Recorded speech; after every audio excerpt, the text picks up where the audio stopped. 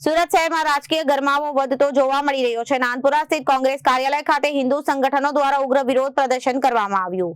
આ દરમિયાન કાર્યાલય બહાર જોરદાર અને નારેબાજી સાથે સંગઠનના કાર્યકરોએ પોતાની અસંતોષ પોતાનો વ્યક્ત કર્યો હતો।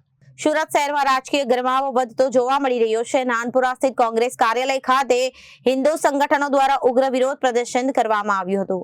આ દરમિયાન કાર્યાલય બહાર જોરદાર નારેબાજી અને સંગઠનના કાર્યકરોએ પોતાની અસંતોષ વ્યક્ત કર્યો હતો। હિન્દુ સંગઠનોના આગેવાનનું કહેવું છે કે તેઓ સુરત પોલીસના સમર્થનમાં ઉભા રહ્યા છે।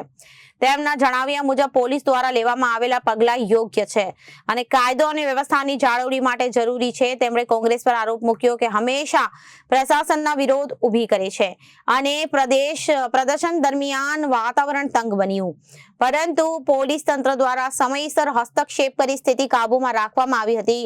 કોઈ અનિચ્છનીય ઘટના ન બને તે માટે કાર્યાલયની આસપાસ પોલીસ બંદોબસ્ત ગોઠવી દેવામાં આવ્યો હતો।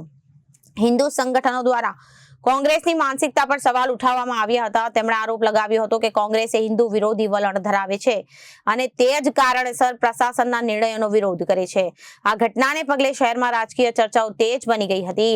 આગામી સમયમાં આ મુદ્દે રાજકીય પક્ષો વચ્ચે વધુ નિવેદનબાજી થવાની સંભાવના વ્યક્ત કરવામાં આવી છે। Bureau report, Janadesh news.